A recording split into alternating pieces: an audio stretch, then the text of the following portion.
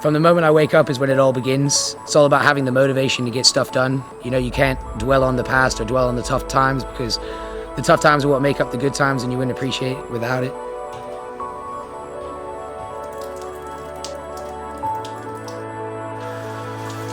It's not about listening to that little voice in your head which is only going to hold you back. It's about fighting through that and focusing on the goal. There's no better feeling at the end of the day than the struggle and getting to the end of it and pushing through it, fighting all past whatever people say and whatever holds you back, because there's no better feeling at the end of the day when you look at yourself in the mirror and you've got those rewards staring back at you.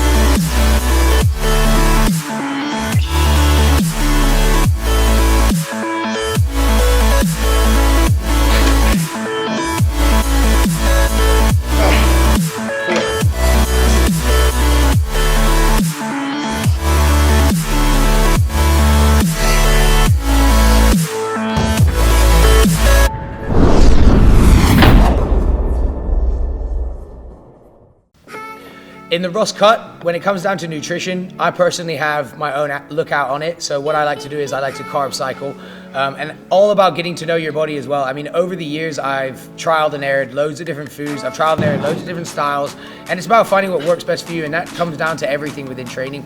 Everybody's different, everybody has their own unique style. What I like to do is I like to carb cycle.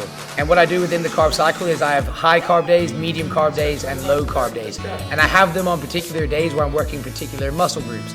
So let's say on Monday, on leg day, I have a high carb day. On chest day, I have a medium carb day. On abs day, I have a low carb day. When it comes to back day, I'm back up to a high carb day. And then shoulders medium, Saturday low, Sunday low. So that's a 7-day cycle. So what I'm doing is going high, medium, low, high, medium, low, low. The reason I have my higher carb days on the bigger muscle groups is because they're bigger muscle groups. They take more energy. I'm gonna need that energy to push heavier weight, to give more intensity within my sessions. And that's just the way I've done it from the beginning. I mean, I've upped and downed it. I generally eat the same foods, whether I'm bulking or whether I'm cutting. The only difference is the amount.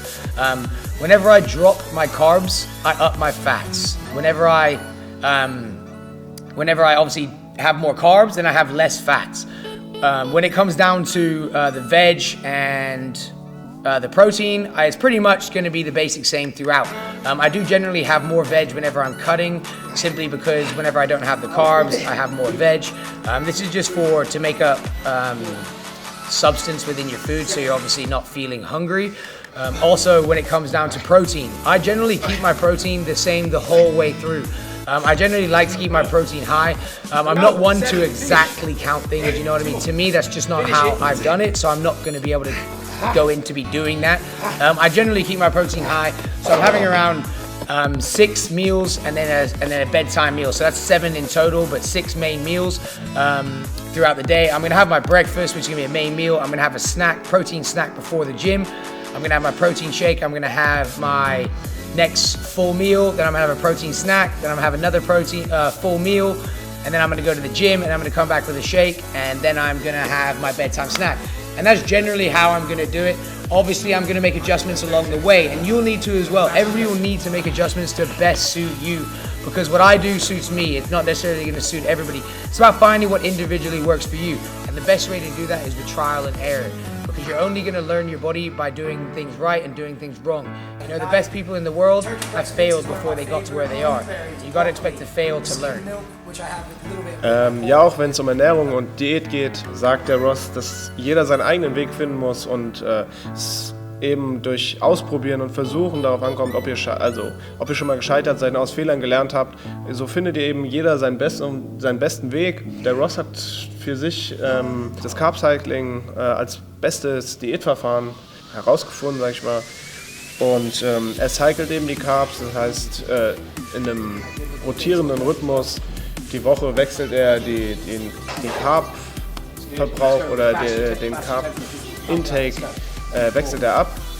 Und so hat er montags in großen Muskelgruppen, zum Beispiel jetzt montags stehen die Beine an, hat er einen hohen Carb-Intake und Dienstag Medium und mittwochs beim Bauch zum Beispiel eher niedrig gehalten. Er passt sein Intake, also seine Gesamteinnahme an Kalorien bleibt ungefähr gleich an diesen Tagen. Er spielt eben nur mit den Fetten und mit den Kohlenhydraten. Die wechselt er immer ab und passt sie dementsprechend an, dass die Kalorien trotzdem ausgewogen bleiben und auf dem gleichen Level bleiben. Die Proteine hat er sowieso fix die ganze Woche. Versucht er immer ausreichend Proteine zu essen.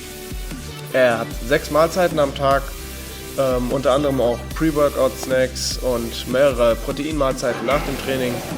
So hat der Ross das aufgesplittet eben, dass er an Tagen mit großen Muskelgruppen einen High-Carb-Tag hat und Low-Fat hat.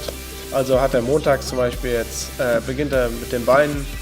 Da geht es darum, dann einen High-Carb-Tag zu fahren und niedriges Fett. Also Montag hat er High-Carb, Dienstag Medium, Mittwoch Low.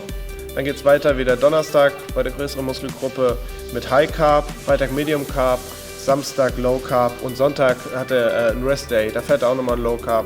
Und dann geht es wieder los, wieder weiter rotieren nächste Woche mit einem High-Carb-Tag am Montag. When it comes down to the supplements, whether I be bulking or cutting, I'm always sticking to a basic amount of supplements. I feel if there's too many, then I forget to take them, and there's no point taking supplements unless you remember to take them. So I stick to whey protein, BCAAs, and creatine. With my whey protein, I'm having that morning, post-workout, and dinner. BCAAs, I have it in powder form, therefore I'm taking it. I start drinking it before my session, and I basically drink it all the way through my session. When it comes to creatine, I take it as labeled on the product that I have, but generally I do a loading phase, and then I'm taking around 5 grams a day. And this is when I can remember. So my main subs are just protein and BCAAs, and creatine whenever I can remember to take them. Let's go. Die Supplements, die Ross sind relativ überschaubar. Einfach Whey-Protein, BCAAs und Kreatin. Er sagt, es macht keinen Sinn, Tausende von Subs zu nehmen, wenn man vergisst, die Hälfte zu nehmen und Subs erst ihre Wirkung entfalten, wenn man sie auf Dauer regelmäßig einnimmt.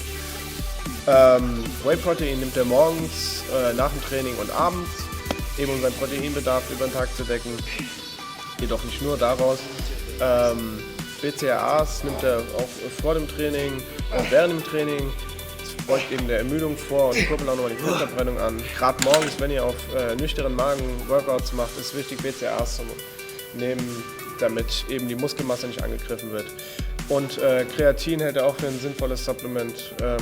Er sagt, dass er die Kreatinkur oder dass er noch mit der klassischen Ladephase startet und dann auf 5 Gramm Dauer supplementiert.